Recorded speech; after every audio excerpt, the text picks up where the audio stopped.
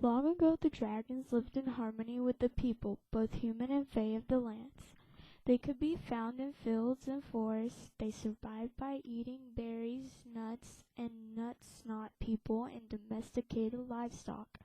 Collecting shiny things is a pastime for them. Throughout the ages, dragons have collected treasure. They collected gold, silver, jewels, and other objects, both natural and unnatural. But eventually, as the people of the land spread out and claimed property, territory, and kingdoms for themselves, the dragons were forced to move.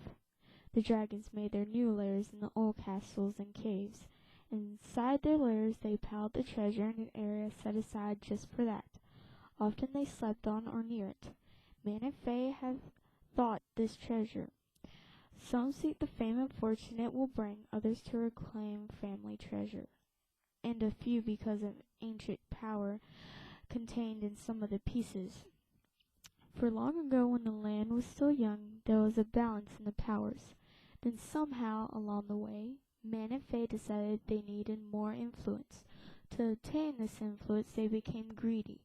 Greed led them down many different paths, with evil being the dominant one. Some wanted to rule the land and all the people of the land. They turned to the forces of the land to harness the power for their own will. By twisting and bending these forces, sometimes in an unnatural way, they created power unequaled and unseen before. They stored these powers in gold and silver, thought from deep within the land. The powers created were neither good nor evil, they just were. It was purpose behind the use that made it good or evil.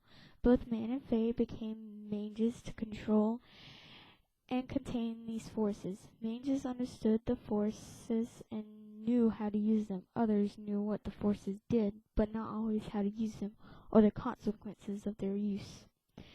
Now dragons, being themselves and not seeking power because they were already powerful and understood the forces of the land, continued to collect treasures. Often they came across a battlefield littered with corpses from armies fallen. Among these corpses lay the various articles of gold and silver that contained the forces of the land. This did not matter to the dragons.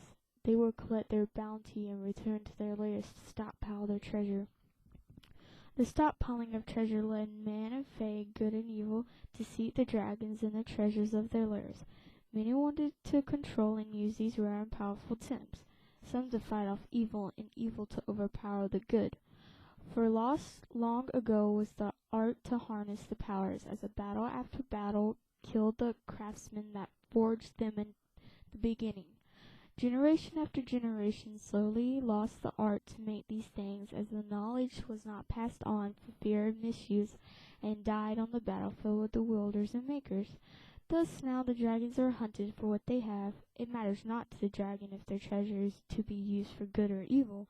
What matters is someone wants to reveal them of their treasure.